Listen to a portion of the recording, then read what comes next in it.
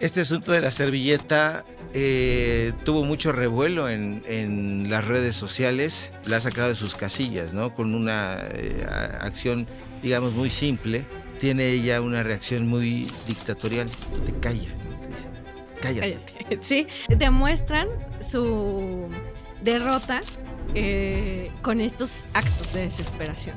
Cuando tú vas a Radio Fórmula, entiendes que es un medio de comunicación con intereses muy concretos y que están más bien inclinados hacia, no digamos la derecha, sino al corporativismo, al negocio. Xóchitl se fue muy enojada después del debate que tuvimos, el primer debate que tuvimos, que no le gustó que le llamara ex candidata del PRIAN, pero pues yo no decidí que tú fueras la candidata del PRIAN, o sea, cada quien debe de asumir sus responsabilidades.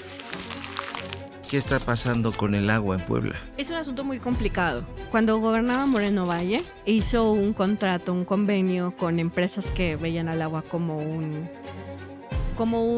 tema económico y no como un derecho humano.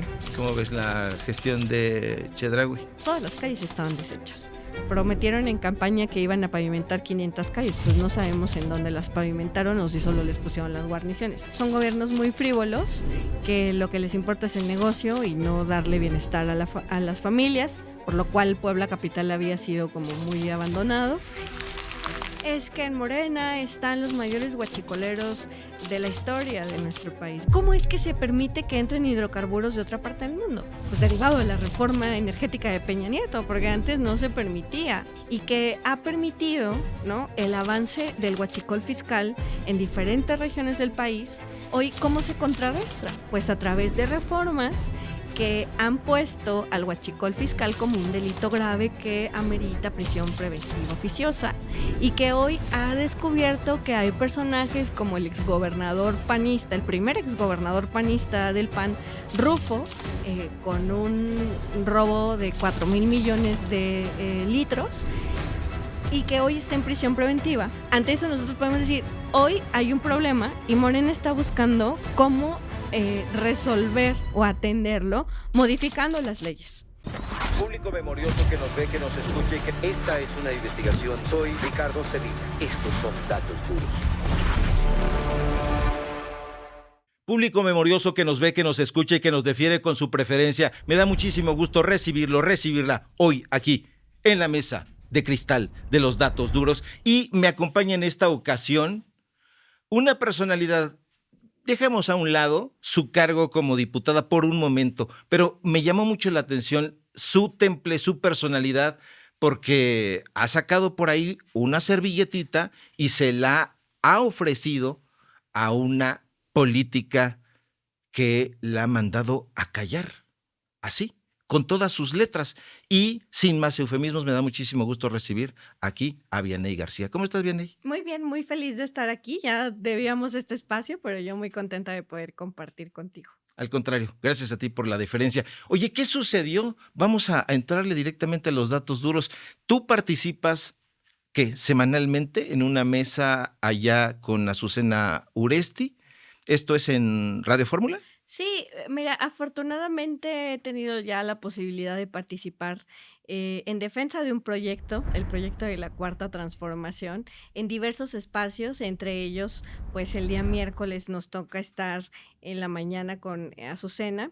Y la verdad es que, pues, a mí me da mucho gusto poder representar un proyecto del cual también emano. De repente leo algunos comentarios en redes sociales o ahí en YouTube que dicen, qué gusto tenerla en Morena, ¿no? Bueno, yo soy parte de Morena, soy de las fundadoras de nuestro partido y me siento pues muy halagada de poder representar a un pueblo que tiene muchas cosas que decirles a todos aquellos que se burlaron de nosotros durante años, ¿no? Entonces, mencionas el ejemplo de la servilleta, pero como ese hay varias participaciones en las que desde el temple que me da la calidad moral de poder representar a un pueblo, pues de salir y decirles sus cosas, ¿no? De manera sarcástica o con datos reales, con datos que contrastan los dos proyectos de nación. Un proyecto que sí existe, que se fundó desde abajo, desde la raíz, desde el México profundo, y un proyecto que tiene como fin único el tema económico.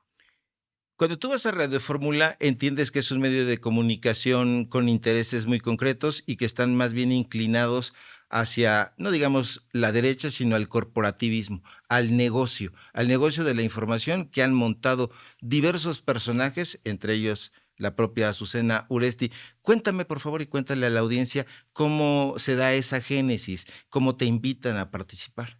Bueno, la verdad es que formo parte del grupo legislativo de Morena en la Cámara de Diputados, y soy compañera de, pues, el vocero de Morena, Arturo Ávila, en conjunto también muy cercana de nuestro amigo michoacano Godoy, se me van de repente los nombres, pero Godoy, y en general he hecho como mucha sintonía, ¿no? Soy de una generación de jóvenes que ya no somos jóvenes, pero que nos formamos escuchando al presidente López Obrador, emano de una primera formación política en el partido, y eso también me hace ver, ¿no? Que debemos de ser nosotros quienes deben de tomar las riendas del movimiento en este momento y de levantar la mano. Platicaba alguna vez con un compañero, se estaban llevando a cabo las mesas para poder elegir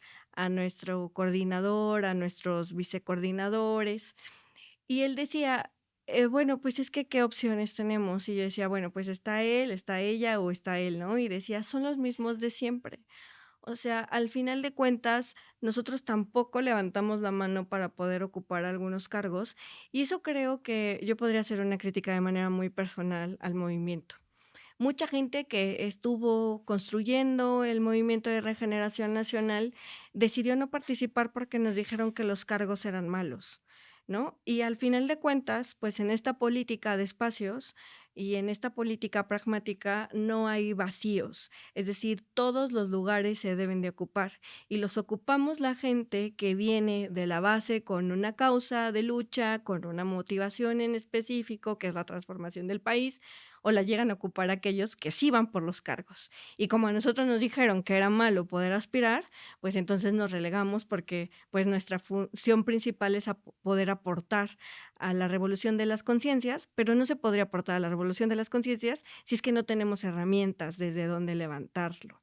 Entonces, por eso es que en la Cámara he decidido también, bueno, más bien decidí como decir, oigan, yo también quiero participar, oigan, este espacio lo estamos dejando vacío, oigan, este espacio se está dando también para poder defender un proyecto con el cual, pues, está cambiando la vida de muchos y muchas mexicanas. Entonces, creo que tiene que ver con la decisión de formar parte y volvernos protagonistas de un proyecto que, pues, que es nuestro, ¿no?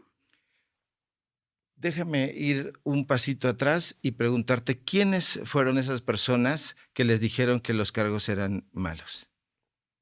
En general, cuando se forma Morena, yo llego a Morena aproximadamente en el 2014, cuando recién se inicia. Antes yo formaba parte del colectivo del 132, de los comités universitarios y demás. Entonces, cuando yo llego a Morena, había como una base política, pues de compañeros de lucha de muchos años para atrás, de una generación distinta, en donde justo decían, bueno, es que aquí no se está por cargos, se está por el encargo.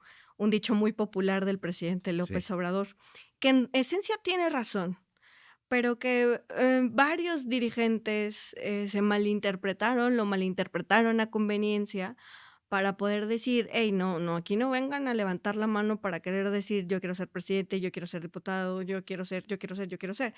Entonces, cuando alguien decía yo quiero ser, era mal visto en el movimiento. ¿Por qué? Porque pues es un ambicioso vulgar, ¿no? Esas palabras que decía el presidente López Obrador fueron malinterpretadas a conveniencia o pues entramos en un estilo puritano de querer decir, no, yo no quiero participar. Y cuando se vino la vorágine donde entraron todos que venían de otros partidos políticos, de otras instancias, nos dimos cuenta que nunca tuvimos que haber dejado esos espacios y que ahora retomarlo está siendo un gran reto. Y lo digo desde mi posición privilegiada como diputada federal, he sido diputada local, he sido subsecretaria de Estado, pero hay muchos otros compañeros que no han ocupado espacios. ¿Por qué? Porque, pues, estamos en una posición de desigualdad. Entonces, a mí me parece que es muy importante que para que se pueda lograr esa igualdad entre pues quienes llegan con recursos, con un chorro de cosas y los que no tuvieron la oportunidad de pues formar una estructura o más bien de consolidar una estructura porque la base siempre ha estado y el presidente López Obrador no lo dejó, es la organización. Pero también de aspirar y decir, no, bueno, no importa que fulanito de tal llegue con todo el dinero y con una gran trayectoria, sino la calidad moral que nos permite a nosotros decir, bueno, pues estamos aquí porque somos parte del pueblo y estos espacios son para el pueblo. Es decir, tú no has migrado de otros partidos políticos, a diferencia de aquellos dinosaurios que han llegado a Morena y que se cuentan ya no solamente con los dedos de las manos, sino han llegado en una parvada a refugiarse una vez que se han hundido el PRI, que se ha hundido el Verde Ecologista, que ahora también está metido en un sinfín de señalamientos por corrupción, pues van saltando al barco firme de Morena. Pero entonces tú estás diciendo que algunos de estos compañeros no han querido participar porque han interpretado que no deben estar ahí por los cargos. Pero entonces yo había escuchado de otras voces que decían que algunos o muchos en las bases habían sido desplazados por estos otros personajes que llegan con esa trayectoria de otros partidos políticos, con una cartera incluso de financiamiento y que pueden incluso invertir en su imagen pública, medios de comunicación, y que la base estaba un poco o un mucho resentida. ¿No es así, entonces? Yo veo las dos partes, o sea, la veo como militante y también la veo como una militante que ha roto, perdón, esos esquemas. Yo no vengo de una familia política, no he militado en otro partido político, no soy politóloga, soy egresada de la UAP, soy egresada de la Facultad de Ciencias de la Comunicación. em, y vaya, no hay una historia detrás más allá que las causas que nos movieron a poder participar sin aspirar a un cargo político. ¿Qué fue lo que me hizo a mí participar en un cargo político? Pues que era de las compañeras que realmente teníamos un trabajo y una estructura en medio de, pues a veces de tanta grilla, ¿no? Yo siempre hago una crítica hacia ambas partes, hacia la dirigencia, una dirigencia que en varios estados del país le abrió la oportunidad a todos aquellos con los que alguna vez competimos y también a las bases. O sea, es decir, muchas veces hay quienes llegan a ocupar espacios y deciden después ya no participar o que en el camino se corrompen, porque también ante el ejercicio del poder, en espacios como presidencias municipales, diputaciones, se nos olvida cuál es la base de la transformación y es nunca dejar el territorio. De repente, ocupar un espacio en la burocracia se vuelve muy cómodo para poder descansar los fines de semana.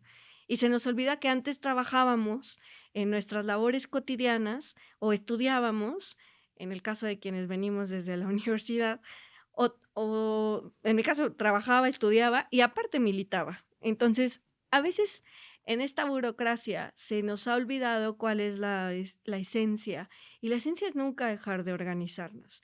Y cuando nosotros reculamos, hay otros que vienen, que se dedican a esto, sueñan, comen, duermen, cenan, desayunan, política. Y es ahí en donde ellos ocupan estos espacios que nosotros hemos dejado que también se vayan aglutinando. O en el desencanto de la política. Es decir, por ejemplo, yo en el 2021 quise ser candidata a diputada federal. Venía de ser diputada local. Y en mi territorio participó Toledo, Mauricio Toledo, que venía de Coyoacán, que no lo quisieron en la Ciudad de México, que se fue a Michoacán, que no lo quisieron en Michoacán y lo mandaron a Puebla, a mi distrito, en donde yo ganaba una encuesta, en donde yo tenía fortalecido, digamos, pues al equipo, y lo mandaron 15 minutos antes de la elección. Entonces, ahí, ante esa pues falta de defensa de un partido, ¿no? Porque entre acuerdos del PT y Morena, pues tenía que avanzar la propuesta que ellos estaban haciendo. Yo en todo momento fui crítica, que eso era injusto, porque había un personaje que no era de la región y que lo estaban nombrando. Pero no solo me quedé con la queja, sino nunca dejé de seguir militando. ¿Qué hubiera pasado en otra circunstancia? Pues yo dejo de militar, alguien más llega a ocupar ese espacio y en Morena nunca se fortalecerían a nuestros cuadros. Entonces yo creo que son dos cosas: ante la injusticia, la resiliencia, y ante la resiliencia, la organización, que es algo que nos ha enseñado pues el obradorismo, ¿no? ¿Son rutas paralelas? ¿Son la misma cosa el morenismo y el obradorismo? Porque, por ejemplo, ahorita escucho una crítica muy precisa, muy puntual de aquellas cosas que desde tu punto de vista podrían mejorar en el partido, en sus dirigencias, pero hay gente que dice, no, todas las cosas están bien. Hay como una militancia acrítica, pero hay también esta parte tuya de hacer críticas muy puntuales.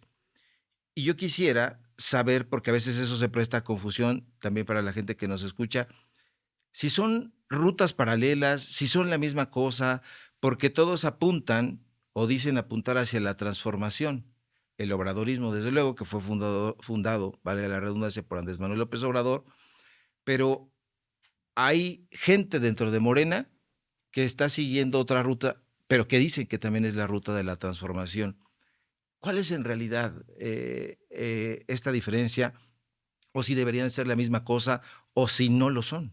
Mira, a mí me da mucho gusto la llegada de la presidenta Ariadna Montiel. O sea, sí me parece que necesitamos muchos más datos duros.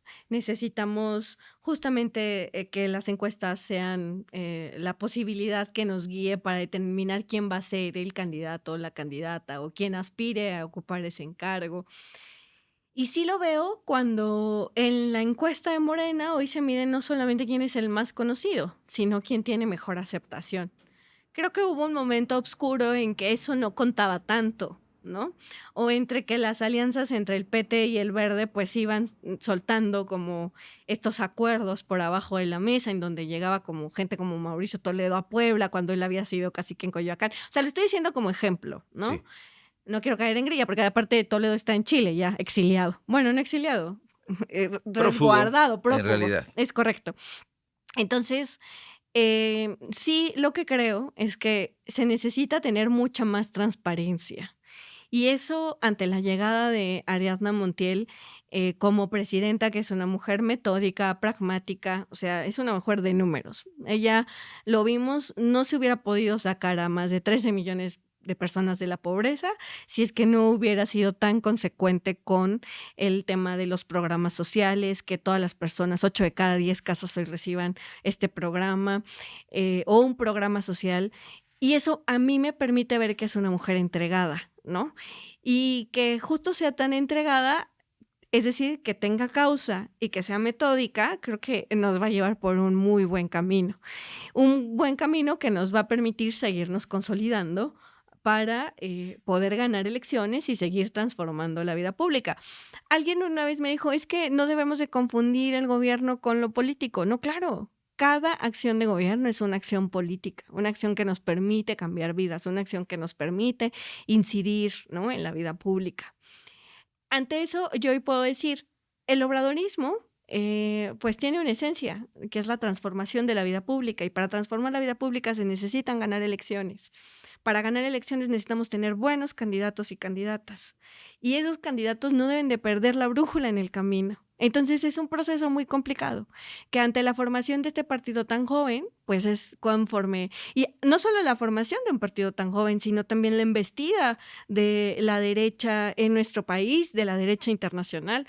Por supuesto que hay errores y siempre debemos de ser muy críticos ante ellos, pero no solo a las dirigencias, sino también a la base, a la militancia, a quienes estamos ocupando cargos todo el tiempo, y debemos de ser muy conscientes de que este proceso hoy sufre una embestida sumamente dura, financiada incluso por países al exterior, y que nosotros lo único que podemos hacer es entregarnos de tiempo completo y no perder de vista cuál es pues la posibilidad de cambio en nuestro país. Entonces, yo te diría, el obradorismo no debe, o en este momento, más bien, se encuentra muy fortalecido adentro de Morena. Y lo veo representado en la presidenta Ariadna Montiel, ¿no? Me parece que es una mujer que dejó huella en el gobierno de López Obrador, que dejó la base con la presidenta Claudia Sheinbaum y que va a darle causa a nuestro movimiento que está siendo golpeado por todos lados, incluso desde adentro. Bien, y he visto estos shorts que cortan y pegan y, bueno, tratan de promover y monetizar en Radio Fórmula. Y he visto algunos de los comentarios que te hacen ahí. Y algunos de esos comentarios dicen que por qué tú estás ante un micrófono y no estás legislando. ¿Estás legislando? ¿Cómo coordinas ese trabajo legislativo con tu presencia mediática? Sí, yo creo que debemos de entender, ¿no? El papel que juega la Cámara de Diputados, el poder legislativo. Y es que nosotros somos de alguna manera la representación popular. Y en el momento en el que nos encontramos hoy, la representación popular no se queda en las cuatro paredes de la Cámara de Diputados. Es decir, nos encontramos ante una embestida de algoritmos en redes sociales, nos encontramos ante la desinformación y el poder económico del poder eh, periodístico, y ante eso, pues nosotros debemos de ocupar todas esas batallas. Lo decía, no solamente en el término electoral, sino también en salir en la defensa de un proyecto transformador en cualquier medio de comunicación o un medio de información, es decir, desde nuestras redes sociales. ¿Por qué? Porque justo la esencia del poder legislativo es darle voz a aquellas personas que representas, es decir, en mi caso, pues a la región del Ixtapopo en Puebla, al estado de Puebla, pero también al país.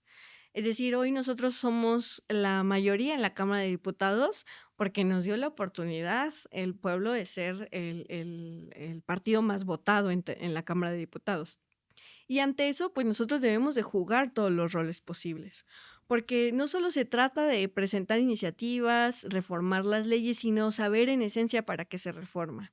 Es decir, por ejemplo, ahora que se ha dado el tema del huachicol fiscal, ¿no? Que dicen, es que en Morena están los mayores huachicoleros de la historia de nuestro país. Bueno, el huachicol fiscal es esta práctica en donde ingresa a nuestro país hidrocarburos pintando de otra cosa o disminuyendo el monto que tienen permitidos para poder introducir hidrocarburos a México de otra parte del mundo.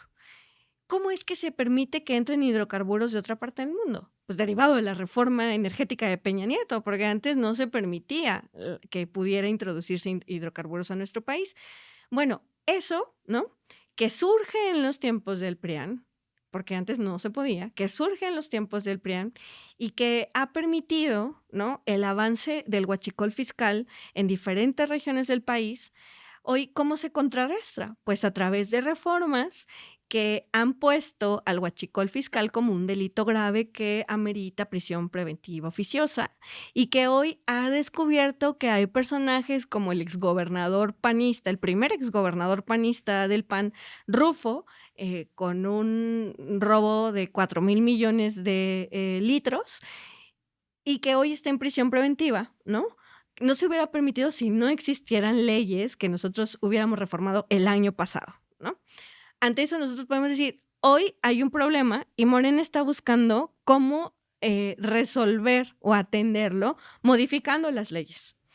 Yo hago un ejemplo muy claro. Cuando voy a mis comunidades, a ver, como diputada federal, mi principal obligación es legislar en la Cámara de Diputados, votar a favor o en contra de las reformas que se estén discutiendo. Y yo les quiero decir, hoy ustedes, ¿no? En el mes de agosto, yo lo decía, en el mes de agosto, como algo muy difícil que pasaría. En el mes de agosto, todos los niños de México que están en la primaria van a recibir un apoyo de 2,500 pesos para que se compren sus útiles, sus zapatos, sus uniformes. ¿Quién de las personas que están acá, una asamblea de 100 personas, 50 personas, quién de los que están aquí cuando estaban en la primaria recibieron una beca o un apoyo? O sea, me ha tocado casos de escuchar a señores que decían, nada más tenía la mitad de mi lápiz y así me iba a la escuela, pero mire, yo sé escribir, ¿sabes? O sea, como más allá del México que viven aquí en la Ciudad de México, el México real, el de afuera, ¿no? ¿Quién de aquí cuando ustedes estaban en la primaria recibieron un apoyo? No, pues nadie. Yo misma no lo recibí. O sea, y hoy todos los niños van a recibir una beca. Y no solo los niños de la primaria, el año pasado los niños de la secundaria recibieron la beca Rita Cetina, y desde que llegó el presidente López Obrador, las becas universales en el bachiller son un hecho, y los adultos mayores cada año tienen un aumento en su pensión. ¿Quién recibió un aumento? Y los adultos mayores levantan la mano. O sea, es algo tangible, ¿no? Y les explico, bueno, ahora ya lo reciben. Para que eso pudiera pasar, fue necesario aprobar un presupuesto que se aprueba cada diciembre, cada noviembre, cada fin de año, para que ustedes puedan llegarles ese apoyo. Pero para que ese presupuesto pudiera alcanzarse, se tuvieron que hacer modificaciones para, uno, incrementar la recaudación que se tiene en el país, quitar dinero, por ejemplo, de las pensiones doradas para evitar que una persona se pueda jubilar con más de 800,000 pesos al mes cuando no tiene las semanas cumplidas, cuando fue de último momento puesto por el expresidente fulanito de tal. Todo ese dinero que tenemos en ahorros, que hoy se destina a la aplicación de los derechos sociales, porque no es ninguna limosna, es un derecho social, el derecho a la educación, el derecho a la pensión, el derecho a la igualdad sustantiva. Todos esos ahorros son gracias a que tenemos mayoría calificada en la Cámara de Diputados, y son reformas que nosotros aprobamos. Y yo siempre voy a dar mis votos a favor de todos estos derechos. Entonces, trasladar el discurso de hemos presentado 250 iniciativas, el gran paquete de la reforma energética, el gran paquete de la reforma educativa, que lo único que hizo fue generar desigualdades, hoy regresar, darlo tangible en una tarjeta, explicárselo a la gente tan sencillo. A mí me parece que ese trabajo es un gran trabajo legislativo, porque no solo se queda en las cuatro paredes de la Cámara, sino que salimos a las asambleas, se les explica a las personas, hay más participación política y pues en los espacios que nos han dado muchos golpes durante mucho tiempo, también salir a la defensa de lo que hoy nosotros estamos logrando desde la Cámara y pues principalmente la presidenta, ¿no? Bien,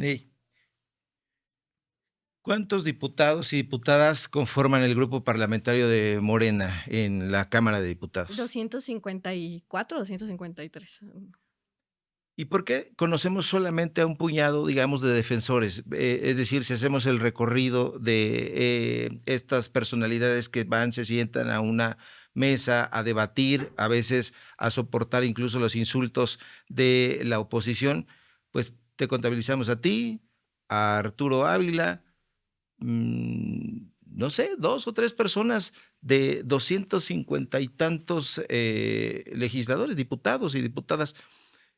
¿Por qué hay gente que decide no participar y por qué hay gente, digamos, tan mediática? ¿Por qué los vemos ustedes infatigables, trasladándose, yendo a estos medios donde saben que van a recibir insultos? Ya no digamos una tunda, porque en realidad casi siempre pues ustedes salen adelante y tienen recursos intelectuales y números para salir avante de estos debates. Pero ¿por qué son tan pocos los que salen en defensa de este proyecto de transformación?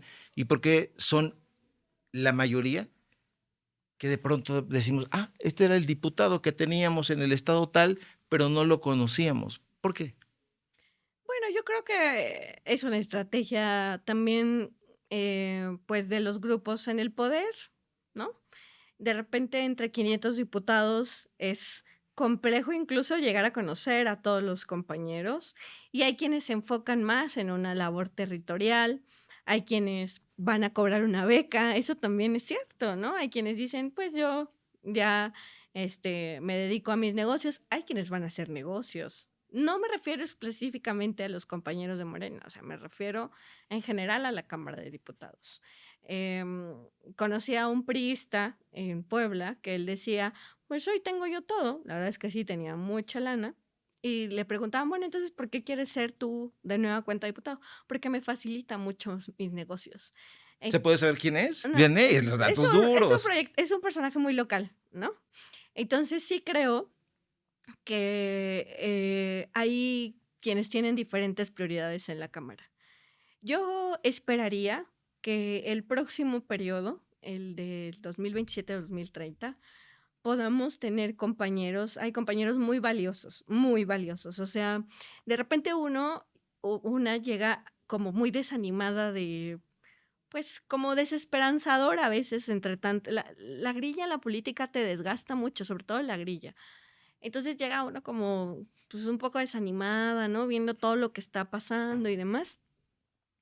Y de repente y digo desanimada como en el antro, diría el presidente López Obrador, en el antro del Congreso, ¿no? O sea, de prácticas que dices, ¿por qué está pasando esto, no? De repente cosas que tú no te esperas, o los círculos de poder, o la burbuja del más cercano y demás. Por eso yo decía a don Leonel Godoy al inicio de mi intervención, porque don Leonel para mí ha sido un personaje que nos ha dado mucha guía, ¿sabes? O sea, como él, hay muchas personas que en el partido, en el movimiento, en el grupo legislativo, tienen una visión distinta. Es decir, a mí no me tocó convivir con el presidente López Obrador, tan cercano como lo hizo pues, otro compañero diputado federal del Estado de México, que además fue titular del ISSSTE, si no me equivoco, o como lo hizo la misma Antares de Guanajuato, o como lo hizo. Entonces, de repente para nosotros escuchar como esta experiencia, estas pláticas entre el pasillo, el comedor, de quienes ya estuvieron con el presidente, te hace pensar que no estás sola. Es decir, a lo mejor yo digo, de repente me siento sola como en este mundo, la única loquita que cree todavía en los principios obradoristas, que acompaña a la presidenta Claudia Sheinbaum.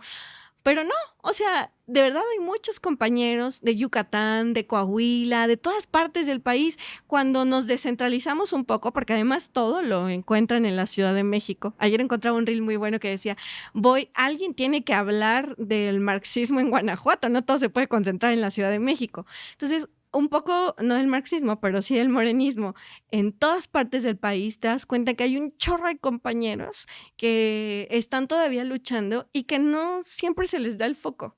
Entonces, por eso yo reitero, debemos de ser sumamente constantes y resilientes para poder decir, no solamente son los que se les ha señalado por actos de corrupción. A nuestro movimiento lo conforman muchas otras personas de todas las regionalidades del país que tienen mucho que aportar a la transformación y que ojalá los medios tradicionales hablaran también de ellos, porque hay historias muy padres, desde aquellos que son sindicalistas en la defensa del sindicalismo de la base, ¿no? Compañeros de lucha por los migrantes, compañeros por los jóvenes, o sea, hay una mezcla muy interesante, pero por supuesto que para los medios, los grandes medios corporativistas no les va a ser funcional una historia de aquella mujer que migró, regresó, hoy defiende a los migrantes, porque pues, lo que quieren es desacreditar al movimiento, no darle la voz al pueblo, como lo han hecho toda la vida. Me voy a regresar 10 minutos a lo que te había yo preguntado. ¿Cómo te invita Susana Oresti o te invita Radio Fórmula a participar en ese espacio? La verdad es que ese espacio era de nuestra compañera Andrea Chávez, o sea, ella todos los miércoles es al espacio que va, y algún día no pudo asistir, no es una historia más allá de eso, algún día no pudo asistir, y me invitó a mí a participar. En ese primer debate me tocó debatir con Xóchitl Gálvez, la excandidata del PRIAN, que no le gustó que le llamara excandidata del PRIAN, y pues esa fue la primera oportunidad que nos da de poder participar.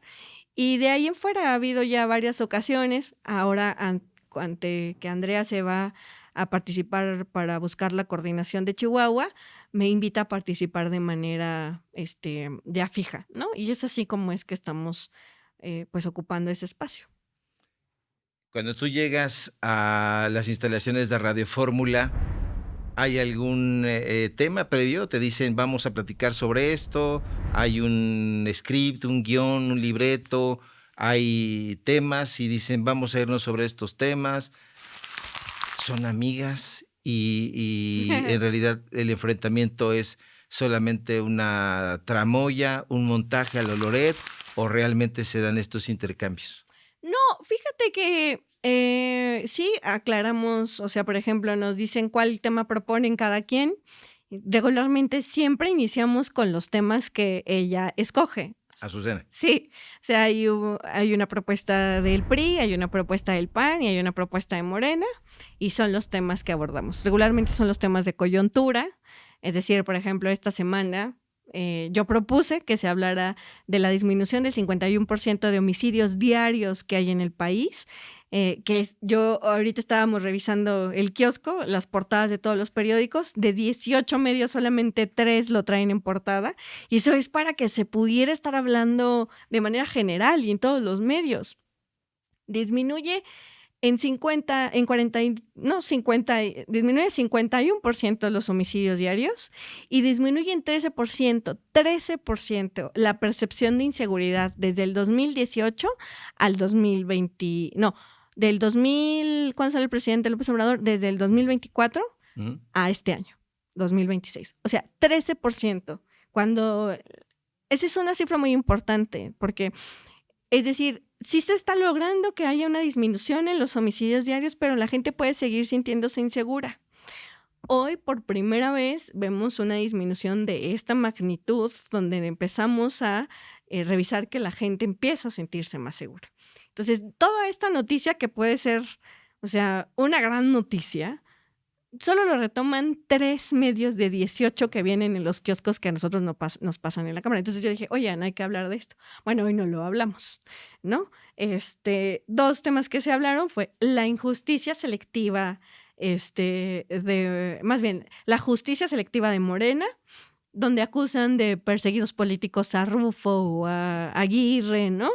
Que ni siquiera son aspirantes a candidatos, no tienen aspiraciones políticas que se sepan, ¿no? ¿Por qué tendríamos que perseguir a alguien que, pues, para qué, ahora sí que, como dirían en Facebook, pues si ya está muerto, ya para qué le tiras, ¿no? Bueno, pues ese tipo de cosas.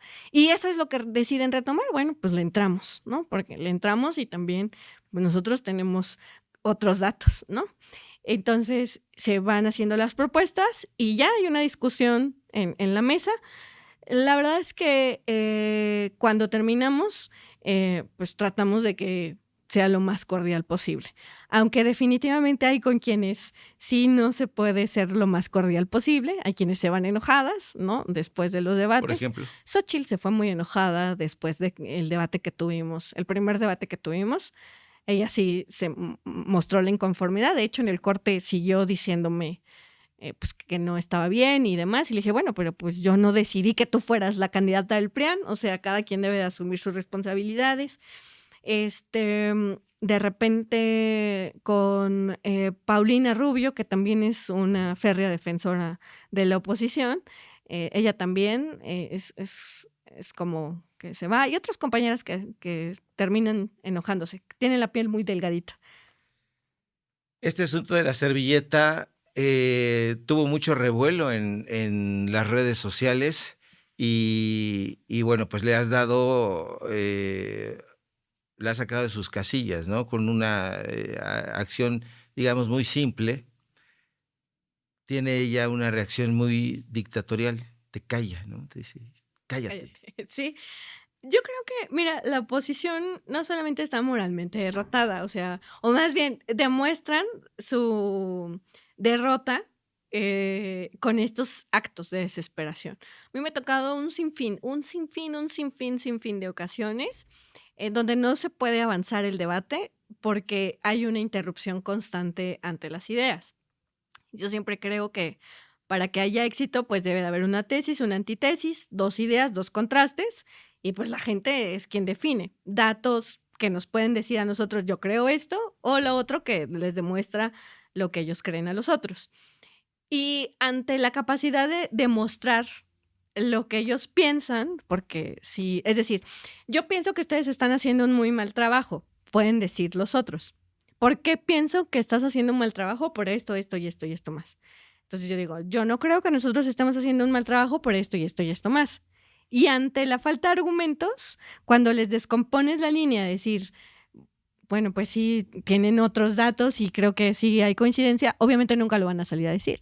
Y es ahí cuando te das cuenta que su interés no es lógico, ¿no? Sino económico, entonces, o metálico. Entonces es ahí en donde ellos dicen, bueno, efectivamente lo único que les queda es interrumpir, mentir, señalar acusaciones o incluso hasta ofender. Una serie, no solamente entre estos debates, en el legislativo de repente hay muchas ofensas, principalmente a la presidenta. Y esto es muy triste porque pues se baja el nivel de debate, ¿no? Y eso es de ambos lados, ¿eh? O sea, tampoco es como que nosotros somos los únicos los que tenemos la verdad, ¿no? Porque yo sí creo en la información o en el periodismo que sirve para mejorar el gobierno. Yo sí creo que debe de haber crítica hacia el gobierno y es algo que promuevo siempre en mis asambleas. Criticamos al presidente municipal, al gobernador, a la presidenta de la república. Critíquenme a mí porque somos funcionarios públicos, pero también sepamos de parte de quién viene la otra crítica. De aquellos que antes recibían dinero, recibían prerrogativas y que ahora pues no tienen la manera de defenderse y lo único que hacen es atacar. ¿Qué críticas en ese sentido, ya que has puesto el tema en la mesa, qué críticas le harías a la presidenta Claudia Sheinbaum? ¿Qué críticas le harías al gobernador Armenta? Bueno, en este momento no se me viene alguna en específica, pero creo, por ejemplo, que a veces hay una muy buena voluntad por parte de quienes están en el ejercicio del poder y hay veces en las que quienes están alrededor toman decisiones que no van acorde a las indicaciones que puede dar la cabeza. ¿Sus equipos de trabajo? Y en eso hay un mundo de diferencia y muchas cosas que pueden pasar. ¿Se tergiversa? Se tergiversa, podría ser. Y entonces de repente a lo mejor se da una indicación de que ya está hecho o se da una información de que ya está hecho y la realidad es que no está hecho. Y entonces luego quien tiene que salir a pagar los platos rotos, pues puede ser la presidenta o el gobernador. Fíjate que hace una semana aproximadamente estaba yo platicando con una diputada y entonces la diputada decía que ella tenía una relación muy conflictiva con el mandatario estatal, digamos, el gobernador. Y decía que eso ocurría también en el Senado. Y me decía, te invito a que platiques con varios diputados y con varios senadores, senadoras, y te vas a dar cuenta que la mayoría no nos llevamos bien con los gobernadores, porque a veces tenemos que sacar iniciativas adelante, votos que son muy difíciles. Lo que solicitan es muy difícil y hay una presión. Yo te quiero preguntar si es así y si ese sería tu caso. Yo te puedo decir que cada voto que yo he dado ha sido un voto justificado por el dictamen que yo pude haber revisado, la información que mi equipo me pudo haber compartido. No hay un voto del que yo me arrepienta de haber realizado, porque he sido muy consecuente en que cada voto que yo doy, ¿no? Es porque antes de eso hay una persona que está tomando, pues, esa propuesta, ¿no? Para que nosotros podamos tomar la decisión. Por supuesto que en política siempre hay intereses personales. Cuando los intereses personales son mayores a los intereses colectivos, es cuando la grilla termina ganando. Por supuesto que hay diferentes visiones, ¿no? Incluso, pues, de varios compañeros con sus gobernadores. Yo lo que podría decir es, al movimiento no se le debe de hacer daño haciendo una crítica o golpeteando desde afuera, porque esas también son prácticas que se realizan todo el tiempo. Es decir, mandan a medios de comunicación, mandan a gente que se les pueda estar haciendo preguntas pues para poder caer en la confrontación. O sea, yo lo que creo es, pues el trabajo está en la base. O sea, el trabajo está ser consciente con la gente, hacerle ver que se está llevando tal o cual reforma, para qué se está llevando tal o cual reforma, para qué se está promoviendo tal o cual proyecto, y que la gente sea la que defina el camino que debe de seguir. Nosotros solamente somos el puente para poder comunicar o acercar. Yo he tenido en diferentes momentos, no en este gobierno, tal vez más en el pasado. Yo fui diputada local cuando Miguel Barbosa era gobernador. Uh-huh. Y había momentos en los que había, pues, conflictos locales, y en lugar de sumarme a una exigencia pública, el primer paso que tocaba era acercar a los inconformes con la dependencia gubernamental para poder resolver. Y más allá de, ponerme en la bandera y decir: "Yo lo resolví", a ver, es una cuestión del movimiento, ¿cómo se resuelve? Porque aquí hay una postura y aquí hay otra, y tal vez las 2 tengan razón, y solo no ha habido comunicación.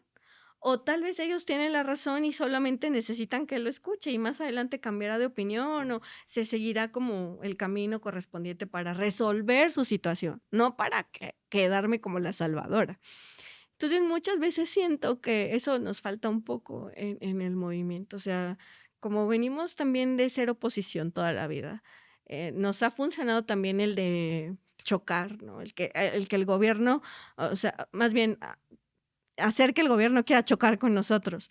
Pero hoy también debemos de entender que la otra parte del gobierno, pues son compañeros del movimiento y que lo más fácil es que se entienda dialogando, ¿no? O sea, que podamos acercar al diálogo, que podamos agotar esa instancia.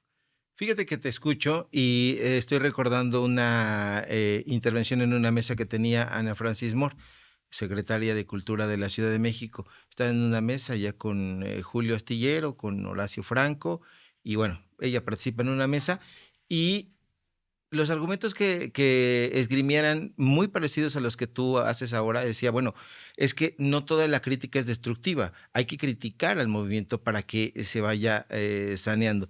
Pero veo a ustedes en esta idea de sí, hay que alzar la mano y que hay que decir, esto está mal, pero no con la idea de destruir, sino de mejorar, sino de que vayamos construyendo algo mucho más sólido y que vaya en consecuencia con el proyecto que nosotros estamos encabezando. Pero por otro lado, hay otros personajes incluso que han sido denominados los puros, o sea, han autodenominado los puros, que dicen, no, el movimiento es acrítico y si tú haces una crítica, entonces estás traicionando al movimiento. Y esto se ve mucho en los intercambios en redes sociales, que lo dicen ellos explícitamente y a veces a través pues, de sus corífeos.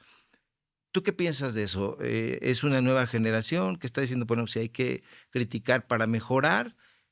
Y toda esa gente que dice, cierra los ojos y síguete de frente ante las cosas que están mal. ¿Qué opinas al respecto? No, yo creo que hay las instancias adecuadas para poder llevar a cabo, pues, justamente estas críticas. Por ejemplo, a mí no me gusta, voy a ser un poquito franca, no me gusta a veces como el método en el que en nuestros consejos nacionales, de repente ya se vuelve como, este es el orden del día y no se va a someter a discusión y se acaba. Entonces yo digo, bueno, pero ¿por qué no poner a discusión? O sea, no tenemos otro espacio de crítica más que este. Pero luego también digo, bueno, es que de repente hay compañeros que más que una pregunta es un comentario, ¿no? Y entonces desarrollan una tesis en medio de 1000 personas que estamos ahí y se vuelve como un poco complicado. Creo que debe de existir un equilibrio, o sea, sí creo que debe de haber una crítica hacia el partido, hacia la dirigencia y hacia la base. O sea, nosotros debemos de ser autocríticos. Y cuando digo nosotros, no solamente me refiero a yo formo parte de Morena y por eso critico a mi dirigencia. No, nosotros base. O sea, ¿qué es lo que estamos haciendo? ¿A qué nos estamos comprometiendo? Digo, porque no aspiramos a que alguien pueda ganar una encuesta cuando no está haciendo trabajo territorial y solo porque es fundador y acompañó al presidente López Obrador. No, pues esto se trata de hacer territorio. La presidenta Claudia Sheinbaum es el claro ejemplo. Ella viene de la academia, pero no se quedó con soy académica y pues de mí, no se quedó con soy secretaria y yo pude detener que se siguiera contaminando el aire en la Ciudad de México. No, hay fotos, una foto muy conocida por todos, en donde está tocando puerta, en donde está conformando sus comités, en donde ella misma lo cuenta, tenía que dejar a sus hijos para salir a hacer militancia a otra parte del país. Ella se hizo un gran gobierno en la Ciudad de México que le permitió pues ser candidata, ¿no? O sea, sí creo que la crítica va acompañada del trabajo. Porque si la crítica solo es grilla, es cuando el movimiento no avanza. Bien, hace ya un buen tiempo nosotros conversamos vía remota, estaba pasando la pandemia y conversamos en una entrevista cuando se estilaban estas videollamadas y hablábamos del tema del agua allá en Puebla. Parece que es un tema que todavía no logra resolverse. ¿Qué está pasando con el agua en Puebla? Es un asunto muy complicado porque cuando gobernaba Moreno Valle, hizo un contrato, un convenio con empresas que veían al agua como un tema económico y no como un derecho humano. Entonces, pues hicieron toda clase de triquiñuelas para poder amarrar y hacerse ellos de la red de abastecimiento del agua potable en la capital poblana, porque no todo el estado está así, sino solamente la capital. Este contrato era para, si no me equivoco, unos 25 años para que pudiera llevar la concesión la empresa que actualmente la está llevando. Desafortunadamente, por lo que implica la estructura para poder, la estructura de red del agua, el municipio no lo podía absorber porque no tenía en ese momento la capacidad operativa para decir, bueno, esta es mi red de aguas, pues te suelto los contratos y tú hazte cargo de ella, a ver en qué la trasladas, ¿no? Entonces el municipio tenía que empezar a hacer una serie de gestiones, revisar de nueva cuenta los términos jurídicos del contrato y llegar a un acuerdo. Entiendo que en este momento, pues se le está haciendo toda clase de quejas y demás para que el agua se pueda regular. Entonces están en esa clase de acuerdos. El presidente López Obrador decía, gobernar también es decidir entre inconvenientes. Y pues a veces se trata también de llegar a un acuerdo que no perjudique al municipio y deje afuera a la cantidad de población que abastece hoy el tema del agua. Con el gobernador Armenta se han retomado ya también estas pláticas, estas negociaciones, porque necesita el apoyo del Estado, no le alcanzaría solo con el municipio y necesitaría en su caso también con la Federación. Hemos visto cómo la presidenta en el programa del Oriente, de la recuperación del Estado de México, pues ha intervenido y ha invertido en lo que son drenaje, agua potable y pavimentación para esta parte tan olvidada de la ciudad, del Estado. Y en el caso de Puebla, pues habría que revisar si hay también esas posibilidades, aunque el contrato ya está muy próximo a que se pueda ir terminando. ¿Cómo ves la gestión de Chedraui? Me parece que el gobierno del estado de Alejandro Armenta ha impulsado mucho las principales avenidas de Puebla capital y le ha inyectado mucho porque Puebla capital ha sido una ciudad muy rezagada, ¿no? Puebla capital había sido gobernado en los dos últimos periodos, en el último periodo por Acción Nacional, y la verdad es que como siempre son gobiernos muy frívolos, que lo que les importa es el negocio y no darle bienestar a las familias, por lo cual Puebla capital había sido como muy abandonado y el gobernador hoy ha contratado o comprado más de, si no me equivoco, son como 10 trenes asfálticos solo para Puebla capital y se ha estado invirtiendo en la recuperación de las calles. Ahora, todas las calles estaban deshechas. Prometieron en campaña que iban a pavimentar 500 calles, pues no sabemos en dónde las pavimentaron o si solo les pusieron las guarniciones. Estamos hablando de pavimentar calles de la cuarta ciudad más importante del mundo por primera vez, la ciudad más importante del país, perdón, por primera vez. Entonces eso quiere decir pues que hay un rezago, ¿no? O sea, hay ciudades que están todas pavimentadas, que tienen otras necesidades, y en Puebla estamos hablando de pavimentar calles por primera vez. Entonces hoy el gobernador le está metiendo mucha mano a Pepe, y bueno, yo creo que hay muchas áreas de oportunidad en Puebla capital. Pues ahí está la crítica muy, muy inteligente, Vianney, entre líneas. Yo sí veo, y eso lo digo a título personal, fatal el gobierno de Pepe Chedraui. Fatal. Vianney, entonces, todos estos personajes de Morena o de la izquierda, ¿cómo te ven? Has avanzado mucho, yo diría que a pasos agigantados, te has convertido en una figura mediática, has salido de Puebla, has logrado romper, digamos, ese cerco político, ese cerco informativo. ¿Cómo te ven tus compañeros? Bueno, pues yo esperaría que lo que das lo recibas y yo a todos ellos los veo como grandes compañeros que me han enseñado mucho. Yo creo que de todas las personas aprendemos y yo trato, por ejemplo, siempre de compartirles información, creo un grupo para mandarles información a las compañeras sobre la mañanera, les paso como con esta persona se pueden orientar o le pueden pedir información, o sea, trato siempre de ser muy de ejercer el compañerismo real y eso creo que nos permite abrir muchas puertas. Y como todo, te digo, hay gente que te quiere, hay gente que no te quiere, o sea, eso es normal, ¿no? Y yo prefiero llevarme bien con todos y tratar de no perder de vista cuál es el objetivo, ¿no? O sea, puede haber momentos en los que tengamos alguna confrontación, incluso yo de repente ha habido cosas que no me gustan y las digo y espero que me digan a mí de frente lo que no les gusta para poder solventarlo y poder avanzar en lo que es lo prioritario. O ¿Y sí te sea, lo dice? sí, ha habido quien me lo ha dicho, ¿no? Y me da gusto también que me lo diga. Han sido, creo que solamente una compañera y por temas muy locales también de Puebla. Entonces, hoy que estoy, pues, en la Cámara de Diputados, desde un espacio que me permite, pues, ver al movimiento más allá de mi región, más allá de mi estado, a mí lo que me gustaría es que sigamos pues organizándonos para no perder la esperanza, porque compañeros valiosos hay en todos lados. Hoy tengo compañeras de Michoacán, de Campeche, de todas partes del país que me dan esperanza y que espero que yo también pudiera compartirles un poquito de la esperanza aquella semana.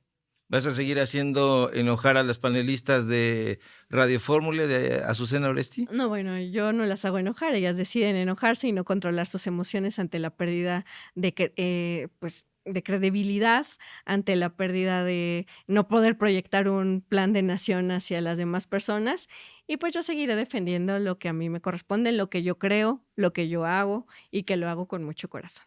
Pero sí lo sabes, bien, y sí sabes, o sea, tomar una servilleta y pasársela ahí, o sea, sabes cómo puede reaccionar. Sí, bueno, pues ya ellas decidirán si se enojan o no, o si agarran la servilleta o no, si su inconsciente las traiciona, ¿no? Pues ahí está. Fíjate que me llamó la atención, ya para ir cerrando nuestra conversación, Vianey, que te mandara a callar. A lo mejor soy recalcitrante con esto, pero si hubiera sido un diputado mandando callar a una diputada, hubiera sido distinto. Pero entonces, una diputada, una mujer, ¿sí puede callar a otra mujer? ¿No es eso, pues, atípico? ¿Cómo cambian ahí la perspectiva, no? A mí me parece que estábamos en el calor de debate. Mira, cuando yo fui diputada local, tuve la oportunidad de reformar la ley estatal en materia de violencia política en razón de género. Y justamente se nombró la violencia política por género, la violencia política en razón de género. Y ahí está muy claro, se especifica muy claro cuándo hay violencia política y cuándo es en el calor del debate, ¿no? E incluso en algún momento impugné ante el Instituto Electoral porque había sido violentada políticamente por un compañero de la legislatura y la respuesta del IE fue en medio del debate electoral, en medio del debate político. Entonces, por ejemplo, hubo una ocasión en que me tocó debatir con Damián Cepeda, con Adela Micha, y él hizo una referencia de que me habían dicho, me dijo, yo escuché como un amigo te habló para decirte tal cosa, que era falso. Para empezar era falso, ¿no? Porque nadie, o sea, dice, yo escuché, o sea, se atreven a decir, yo escuché como un, y yo digo, ¿de qué estás hablando, güey? O sea, uno. Dos, en ese momento yo sí señalé, le dije, mucho cuidado, porque yo no escucho, nunca he escuchado que Arturo Ávila le diga, yo escuché como una amiga te habló para decirte esto. Es más, ahora haciendo como pues una retrospectiva, te puedo apostar que nunca has escuchado a alguien que les diga, yo a un hombre, una mujer te dijo lo que... Y en una mujer es muy cotidiano, ¿sabes? Y entonces yo en ese momento lo señalé y lo señalo para que se deje de repetir, no como algo que ameritaba un te voy a denunciar, porque eso es lo que más les preocupa. En lugar de enmendar su acción, que realizan, lo que más les preocupa es que sean denunciados. ¿Por qué? Porque ahora, si fuiste agresor por violencia política, no puedes ser candidato. Y lo que a los hombres les preocupa cuando generan violencia es que se les imposibilite ser candidato en una próxima elección. No ser conscientes del acto que están ejerciendo en contra de una compañera. Entonces, en medio de este debate con Marcela Guerra, que es del PRI, pues su respuesta fue, ay, cállate. O sea, entiendo que fue en medio del debate, ¿no? Y pues las cosas avanzaron. Pero hay cosas en donde sí es muy marcada la violencia política. Es decir, cuando se señala el hecho por solo ser mujer, ¿no? Es decir, tú, mujer, recibes instrucciones de un hombre. Cuando te callan por ser mujer, es decir, si Marcela hubiera dicho en ese momento, tú cállate porque tú eres mujer, o sea, ¿sí me explico? Estábamos en medio del debate. Hay una línea muy delgada y se vuelve muy interesante también esa discusión. Sí, está muy interesante porque fíjate que me estoy acordando ahora mismo de una escena parecida, pero estaba el colega Manuel Pedrero en un espacio en Radio Fórmula Con también. Tania Tania Larios, priista también. Uh-huh. Entonces, en el calor del debate, también él pronuncia, cállate, porque ella estaba insistiendo y no dejaba argumentar. Y es muy reiterativa. Yo no sé si Alito les haya dado la línea al PRI de... O sea, y lo digo, Alito Moreno, dirigente de un partido, dio la línea a los integrantes de ese partido, no me refiero a las mujeres, ¿no? De decir, sean constantemente interruptores de lo que están diciendo, porque es sumamente complicado debatir con los priistas.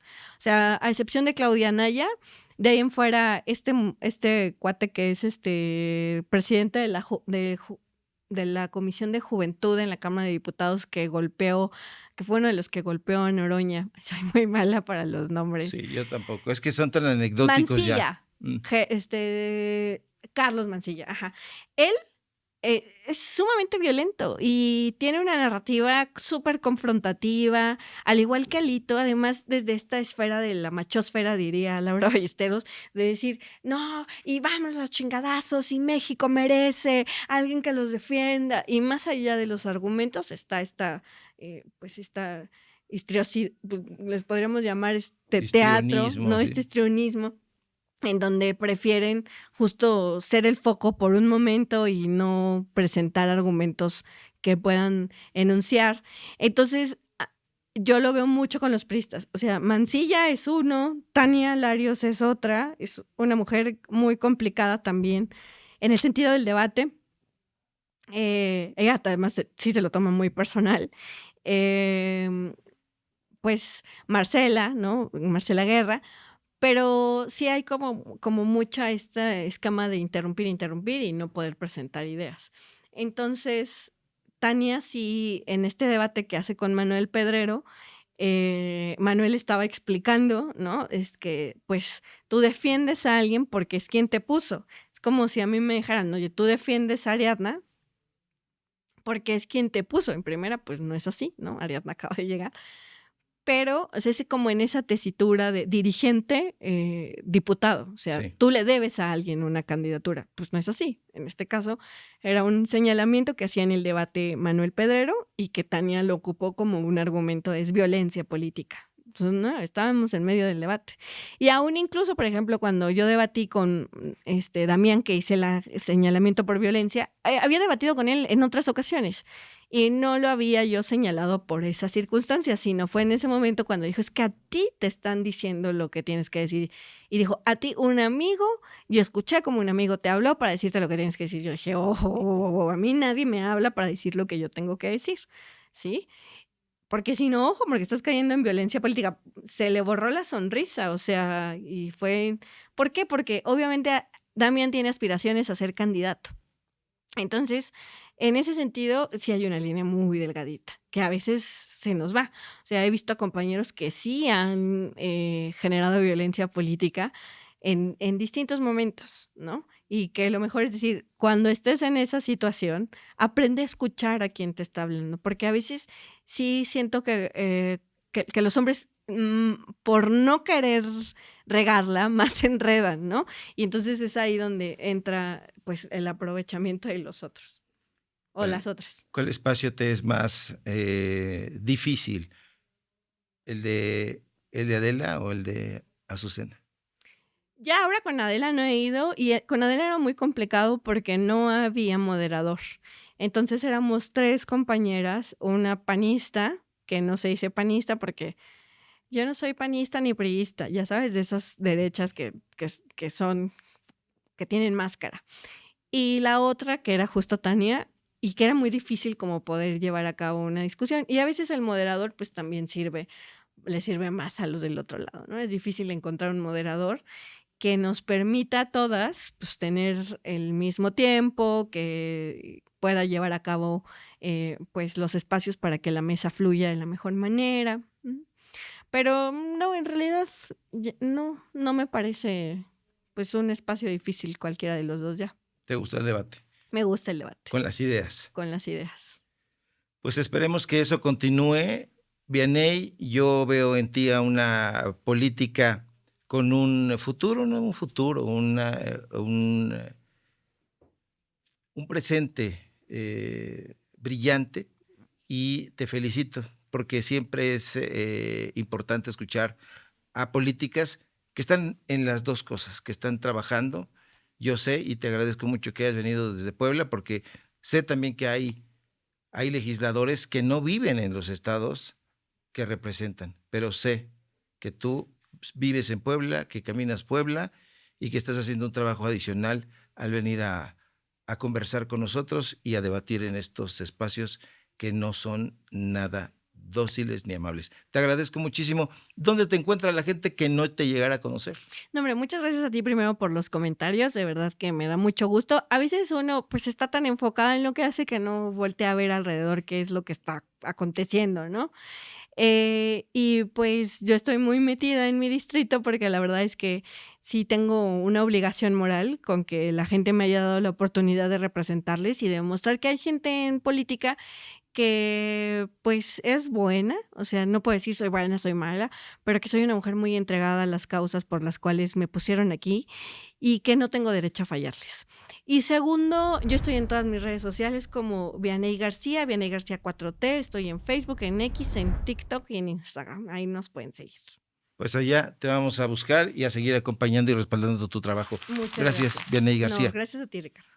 Público memorioso que nos ha visto y que nos ha escuchado y que nos ha deferido con su preferencia, corte este video en pedacitos, envíeselo a los priistas, a las priistas, a los panistas, a las panistas, aunque utilicen eufemismos para ocultar su bandera. Sí son azules, sí son rojos y sí están en proceso de extinción. Pero antes hay que llevarles este material como el corolario de lo que en algún momento fueron y que, como le fallaron al pueblo de México, no pueden argumentar. Está la pasión por la destrucción, la pasión incendiaria. Así que llévele esta conversación, llévele estos datos duros y nos vemos la próxima en un episodio más de Datos Duros Podcast.